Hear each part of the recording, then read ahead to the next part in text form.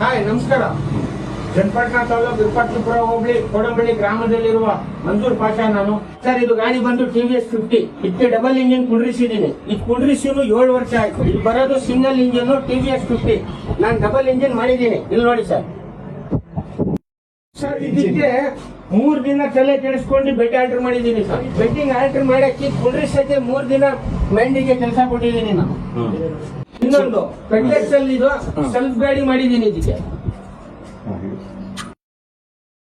ಇಲ್ಲಿದೆ self motor, double plug, ಒಳಗಡೆ ಕಾಯಿಲ್ಗಳೆಲ್ಲ double ಕಾರ್ಬನ್ರು.